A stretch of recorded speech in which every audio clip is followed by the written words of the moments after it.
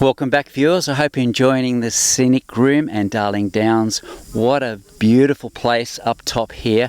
Professor Derick, mate, how are you? Good, thank you. How are you? Really good. Now, there's something really exciting going on here which you're organising. Tell us a bit about it. We have an organisation that actually looks at bringing people back to their traditional knowledge. We have a program called Adventure-Based Indigenous Therapy.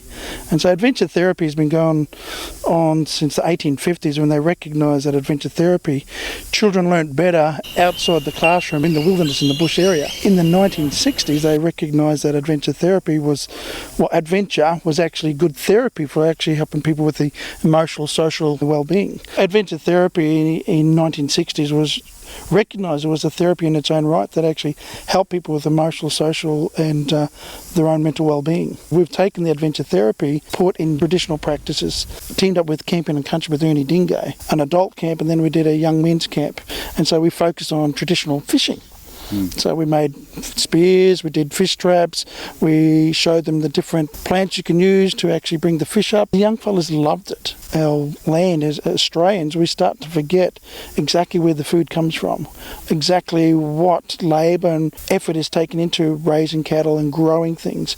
And I think that once you do know where things come from, it brings a gratitude. When we have a gratitude for things that comes from, then we have an appreciation of things. And that's what we really want to do, is actually bring back that appreciation, and that it changes the way that young people, but not just young people, even ourselves, we're so used to convenience in society that we start to not be grateful for the things that are given unto us. Yeah.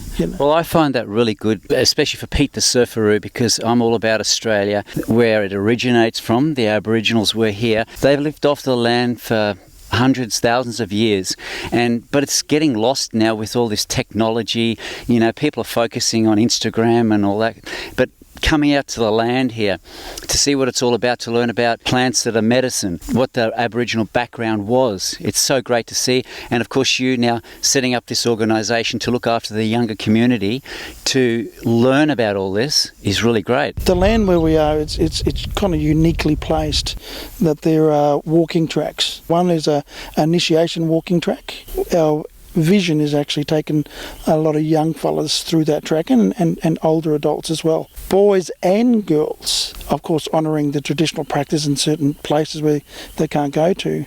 But there's another walking track there that actually leads up to the Bunya Mountains. And so the Bunya Mountains, we know there was a festival there that most of the eastern tribal states, if you could say, nations actually came up to the Bunya Mountains. Where the land is actually where they pass through. And so not just pass through, actually all the tribes met there exactly where that land was, celebrated as they went on to the journey towards the Bunya Mountains. So it's got a great cultural significance to actually for people to understand that there's a history that took place. Yep. We're all Indigenous people. We all live off the land, and we need to remember that to actually appreciate the land and actually each other. Yeah. And as you're saying before, if you introduce them as your brother, they're all one. Learning off the land, what better way to do it? That's right, and the land unites us, doesn't it? Yeah. We're all looking around the fire, at night time.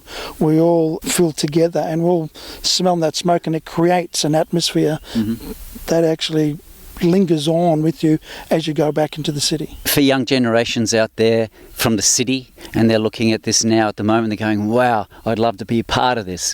When does this journey start, and how do they become part of this journey?